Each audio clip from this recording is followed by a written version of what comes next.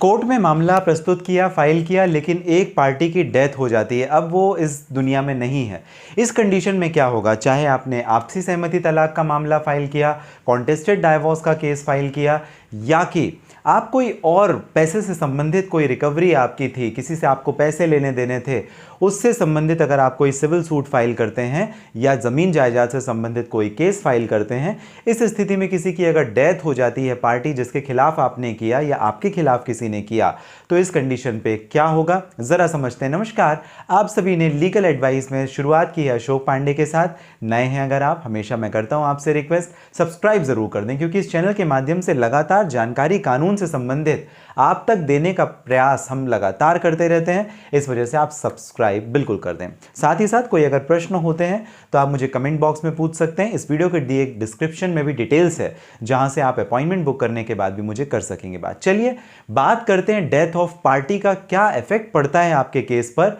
और अगर ये पहले अगर हम रेफरेंस ले लें आपसी सहमति तलाक का, म्यूचुअल डाइवोर्स का, तो क्या फर्क पड़ेगा। म्यूचुअल डाइवोर्स यहां जहां पर आपस में दोनों ने, पति पत्नी ने एक समझौते के तहत, आपसी सामंजस्य के तहत कोर्ट में पिटीशन यानी याचिका प्रस्तुत की, और जब पिटीशन फाइल करते हैं, केस फाइल करते हैं कोर्ट में, तो सारी टर्म्स कंडीशन पहले से ही सेटल है। अब मान लेते हैं यहां पर पत्नी की डेथ हो गई, अब क्या,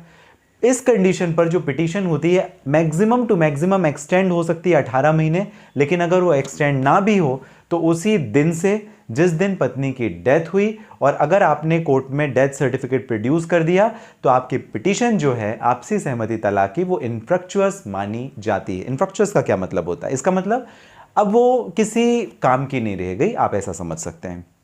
कॉन्टेस्टेड, तो ये तो आपसी सहमति तलाक की बात हो गई। अब कॉन्टेस्टेड डाइवोर्स में क्या होता है, जहां पर लड़ झगड़ करके तलाक लिया जाता है पति पत्नी के द्वारा, वहां पर भी ऐसी स्थिति बनती है और पिटीशन इनफ्रक्चुअस हो जाती है। यानी अगर आपने पत्नी के खिलाफ में केस फाइल किया या पत्नी ने पति के खिलाफ, और हस्बैंड की यहां पे, पति की यहां पर डेथ हो जाती है, तो इसका सीधा सा पैमाना यह है कि अब आपकी पिटीशन कंटिन्यू नहीं होगी।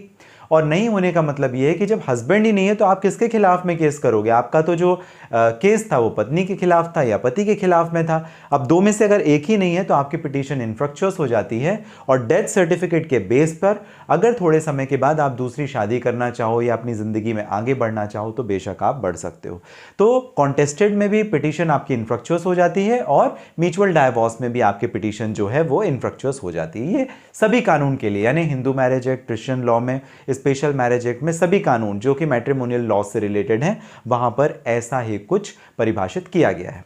अब जरा समझते हैं कि आखिर अगर ये केस किसी और टॉपिक से संबंधित हो, जैसे मनी रिकवरी से, मैंने आपसे 10 लाख रुपए ले लिए और लेने के बाद में फिर मेरी अचानक से कोई एक्सीडेंट हो गया और मेरी डेथ हो गई, इस कंडीशन में क्या होगा। इस कंडीशन में आप ये समझ सकते हैं कि यहां पर अब जो पैसे मुझे देने थे, 10 लाख रुपए जो मैंने आपसे लिए थे, वो मेरे बच्चे या मेरे परिवार के दूसरे कोई सदस्य बनेंगे। तो आपको कोर्ट में एक एप्लीकेशन मूव करनी पड़ती है, जिसे हम बोलते हैं application to add legal representative. Legal representative का मतलब ये हुआ, चाहे मान लीजिए आपको अपने तरफ के लीगल रिप्रेजेंटेटिव, आपको अपने बच्चों के नाम अगर ऐड करने हैं तो आप कर सकते हैं, या मेरे बच्चों के, क्योंकि अब मैं तो हूं नहीं, तो वो रिकवरी 10 लाख रुपए की कौन देगा, मेरे बच्चे देंगे, मेरी वाइफ देगी, मेरे परिवार के और भी सदस्य अगर माँ बाप हैं तो वो दे सकते हैं। तो आपको लीगल रिप्रेजेंटेटिव ऐड करने के लिए कोर्ट में आवेदन देना पड़ेगा, एप्लीकेशन देना पड़ेगा, और कोर्ट अगर आपके ऐसे एप्लीकेशन को एक्सेप्ट कर लेती है तो फिर जो मामला मेरे खिलाफ चल रहा था, मेरी डेथ के बाद, वो किसके खिलाफ चलेगा,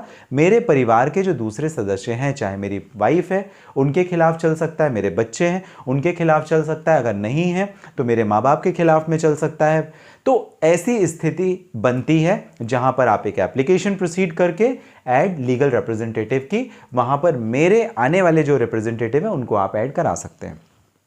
जमीन जायदाद के मामले में भी ऐसा होता है, क्योंकि जो जमीन जायदाद के सिविल केसेस होते हैं वो लंबे चलते हैं, 1, 2, 4, 5, 10, 20, 30 साल तक भी चले जाते हैं। तो ऐसी स्थिति में जरूरी नहीं कि मैं लंबे समय तक जिंदा रहूं, अगर मैं नहीं हूं तो मेरे आने वाले जो मेरी पीढ़ियां हैं या मेरे बच्चे हैं या कोई और मेरे परिवार के, आप उनको ऐड कर सकते हैं अगर ऐसा कुछ मामला बनता है तो इसका कहने का मतलब यह है कि जो आपसी सहमति तलाक था या कॉन्टेस्टेड डाइवोर्स थे, वहां पे तो पिटीशन इनफ्रक्चुअस हो जाती है, लेकिन जो सिविल मामले होते हैं, दूसरे जो मामले होते हैं, वहां पर पिटीशन इनफ्रक्चुअस नहीं होती है, वो कंटिन्यू रहती है, वहीं से चालू होती है जहां पर वो खत्म हुई थी मेरे रहते, और मेरे ना रहने के बाद वहीं से वो आगे बढ़ जाएगी जब से आपने लीगल रिप्रेजेंटेटिव में मेरे दूसरे परिवार के सदस्यों को ऐड किया। ऐसा ही एक जजमेंट आपको ध्यान रखना चाहिए। चिक्का मनियप्पा वर्सेस राम नायरा सम्मा का judgment AIR 2011 NOC 42 page number, Kerala high court का, काफी महत्वपूर्ण है। तो इस वजह से काफी जरूरी हो जाता है यह समझना कि अगर डेथ ऑफ पार्टी की सिचुएशन बन जाती है,